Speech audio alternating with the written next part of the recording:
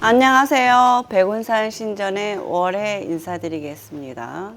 네, 오늘은 돈복을 많이 불러오게 하려면 어떻게 할까? 내 기운을 좋아지게 하는 방법들에 대해서 또 기도 방법, 나머지 부분들을 설명해 드릴까 합니다. 네.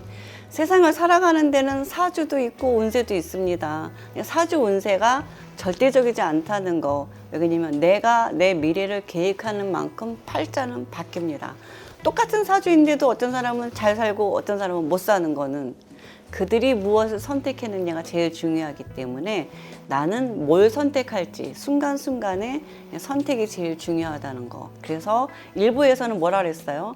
상대방이 나한테 화를 내거나 나한테 욕을 하거나 나쁜 거를 던지면 나는 그것을 바로 그냥 반사시킬 것인지 그럼 똑같은 사람 되겠죠? 아니면 그거를 어떤 식으로 잘 활용해서 반사시킬 건지에 따라서 들어오는 복이랑 기운이 다르다고 얘기했습니다. 그래서 화를 많이 내는 사람들, 성격 급한 사람들이 손해를 많아요. 화 많이 내고 성격 급한 사람들이 막 하고 싶은 욕 다 하고 그때그때마다 하고 싶은 대로 해버립니다. 그래서 실수가 많고 결과에 좋은 결과를 초래하지 않습니다. 그래서 항상 성격이 그나마 릴렉스한 사람들이 성공할 확률이 높고요. 그 다음에 크게 실수도 없고 굴곡이 없습니다.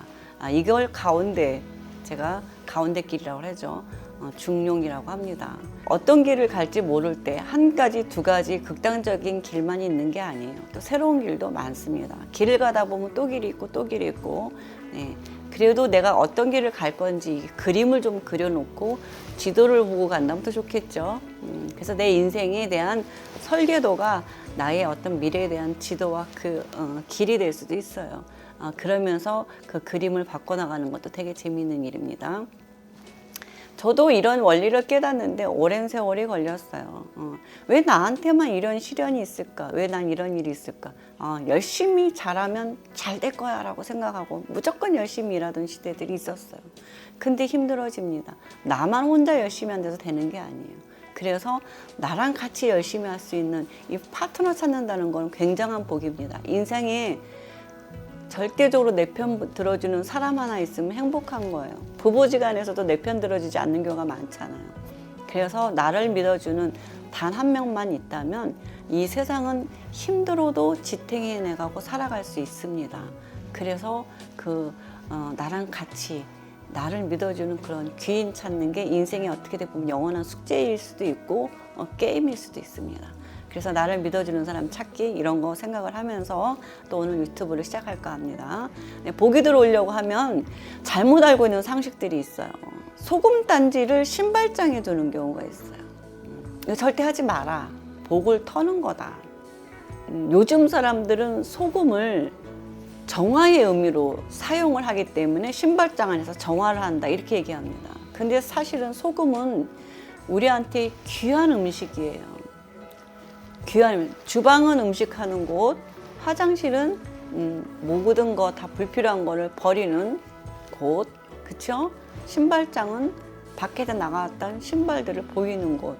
이 신발에는 또 냄새들이 많기 때문에 요즘 중간에 현관문 하나 또 놓잖아요. 이런 냄새들이 방 안으로 못 들어오게 하기 위해서. 소금이 그 신발장의 남새를 정화시켜 줄 수는 없어요, 사실은. 소금이란 건 어떤 의미냐면은 불을 의미하는 거예요. 그래서 옛날에는 소금을 많이 가지고 있으면 부자야. 그래서 소금 때문에 전쟁도 치렀어요. 나라와 나라가. 군인들 장기 훈련 갈 때 소금 조금씩 가져갑니다. 염분 없으면 죽어요. 그리고 우리 있잖아요. 싱겁게 먹으면 오장육부에 많은 병들이 또 생깁니다. 사실은 이렇게 염증들을 어떻게 보면 치료해 주는 것도 소금이 하는 역할들이기도 해요. 그래서 우리 있잖아요. 뭐 몸에도 염증 생기면 뭐 소금물로 닦을 때도 있듯이 그런 것처럼 그런 의미인데 이거를 잘못 해석해서 일부 무속인들이 소금은 정화의 의미다 하고서는 신발장에 두라. 그것도 한 항아리씩 두라고 하는데 절대 두지 마세요. 저는 이거 신신당부합니다. 신발은 냄새 나는 거예요. 소금은 먹는 음식이에요. 냄새 나는 거하고 먹는 음식이 되면 어떻게 될까요? 이 음식 못 먹어요. 이제 신발장에 둔 소금 먹고 싶겠어요? 사용 못 합니다. 그렇기 때문에 소금은 신발장에 두는 게 오히려 내 재산을 갉아먹는 거죠. 신발장 입구에 정화의 의미로 둘 수 있는 것들은 다른 것들이 있습니다. 신발장 딱 들어오면 신발 가지를 놓고 예쁜 큰 붉은 꽃이나 노란 꽃 그림 같은 걸 놓으세요. 이런 걸로 들어오면서 복을 딱 불러 들어오게 하는 거기 때문에 나쁜 기운들이 정화가 됩니다. 있잖아요. 사실 제가 대놓고 얘기하지만 문 딱 열고 들어왔는데 문 앞에 딱 보이는 것이 집에 들어오는 모든 기운을 다 차지하는 겁니다. 그러니까 답답하고 나쁜 기운이 있으면 될까요? 안 될까요? 절대로 안 되는 거예요. 예. 소금은 불을 축청하는 의미로 옛날에는 이사 갈 때마다 소금을 한 오강씩 가져갔어요. 예. 비상금이라고 그래 이거를. 금고에다 넣어두는 거죠. 그래서 집안에 가장 어두운 나만의 비밀 공구에다 소금을 넣었어요. 그리고 소금만 넣은 게 아니에요. 팥, 붉은 팥. 붉은 팥은 나쁜 기운을 퇴치하는 겁니다. 그래서 우리 상가집 갈 때 소금만 요즘 갖고 다니는데 절대 소금 갖고 가지고서는 나쁜 기운을 퇴치할 수 없어요. 나쁜 기운 퇴치는 팥입니다. 팥. 그러면 이 소금하고 팥을 한때 섞는 게 아니라 따로따로 두는 겁니다. 그리고 어디다 두느냐? 어디다 둘까요? 남들이 보이는 곳에 두면 되나요? 안 돼요? 안 돼요. 또 밝은 곳에 둘 필요도 없어요. 왜냐면 나쁜 기운은 어두운 곳에 숨어 살기 때문에 어두운 곳에다 두는 겁니다. 집안에 가장 어두운 곳. 침대 밑이 어두우면 침대 밑에 둬도 돼요. 어떤 장이 있으면 장 밑에 둬도 돼요. 그런 것들에 나쁜 기운들이 숨어 살기 때문에. 예, 그런 데다가 두면은 훨씬 좋습니다.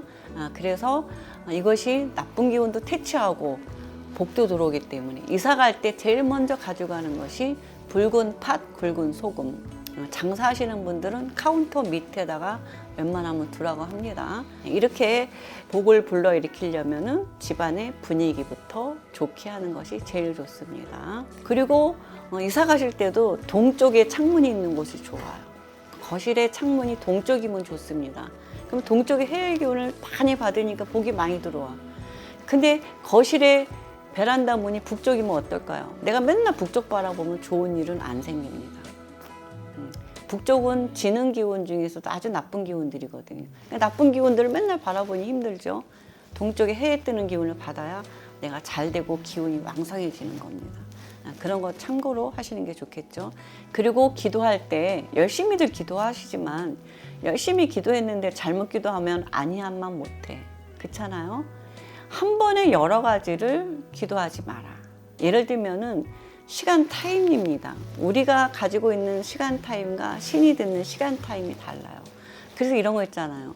아, 신님 도와주세요. 저 오늘 돈도 들어오게 도와주시고 또 못하게 도와주시고 못하게 도와주시고 못하고 도와주시고 못하게 도와주시고 이렇게 여러 가지를 한 번에 나열하면서 도와주세요 해버리면 신이 정신없어 됐어 이렇게 얘기합니다. 이런 거 있잖아요. 우리가 엄마한테 엄마 나 이번 달에 용돈 5만 원 줘. 응? 알았어. 엄마가 그렇게 얘기해서 근데 있잖아 나 이번에 소풍도 가야 되니까 옷도 사줘야 되고 못 해줘 못 해. 그럼 나중에 엄마가 뭐래? 야 됐어 나중에 얘기해 시끄러 이렇게 됩니다. 그렇게 얘기하는 게 아니라 타이밍 이렇게 하듯이 그래서 기도할 때 뭐라고 해요? 신님 도와주세요. 500만 원 들어오게 도와주세요. 신님 도와주세요. 저 돈 잘 들어오게 도와주세요. 신님 도와주세요. 좋은 사람 만나게 도와주세요. 신님 도와주세요. 우리 부모님 건강하게 도와주세요. 신님 도와주세요. 우리 자손들 잘 되게 도와주세요. 이렇게 기도해야지 바른 기도입니다. 응? 여기 하나씩 달락 끊어서 여러 개를 해도 되지만 한 번에 신님 도와주세요. 엄마도 건강하게 도와주시고 못 해주시고 이거는 옳지 않다. 네, 그리고 웬만하면은 기도를 생활 속에서 해라. 기도를 도와주세요로 신님 도와주세요 한 번 하는 게 좋을까요? 100번 하는 게 좋을까요? 100번 하는 게 좋습니다.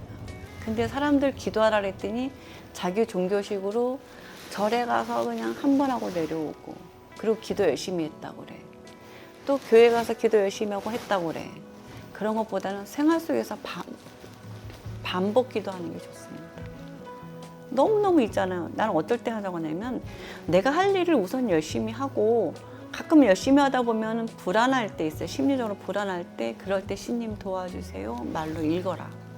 또 화장실에 가서도 똥 눌 때 그냥 나쁜 생각 하지 말고 잡생각 하지 말고 그냥 말로 해라. 그럴 때 좋은 게 써놓으세요. 화장실에도 생활 공간에 가족들끼리 할 수 있는 기도라면은 써놓고 답답할 때마다 한 번씩 읽는 것이 제일 좋습니다. 이렇게 생활 곳곳에서 말로 기도하는데 제발 부탁인데 물 떠놓고 향 키고 초 키고 하지 마세요. 이렇게 기도하시면 절대로 안 됩니다. 네, 이렇게 기도를 열심히 하시면 좋습니다. 생활 속에서 말로 하시고 곳곳에 써서 붙여놓고 읽으시고 어떤 계획들을 써놓고 간절히 바라면 소원은 반드시 이루어지고 우리가 우리 몸 안에 있는 삼시가 좋은 얘기를 많이 해줘서 수명도 늘고 복도 많이 들어오고 그쵸? 그래서 하는 일들 다 이룰 수 있습니다. 여러분들 복 받고 싶으시면 복 받을 행동을 하셔야 돼요.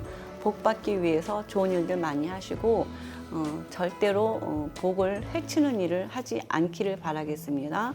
감사합니다. 제 영상이 도움이 되셨다면 구독, 좋아요 꼭꼭 눌러주시는 것도 복 받는 행동이고요.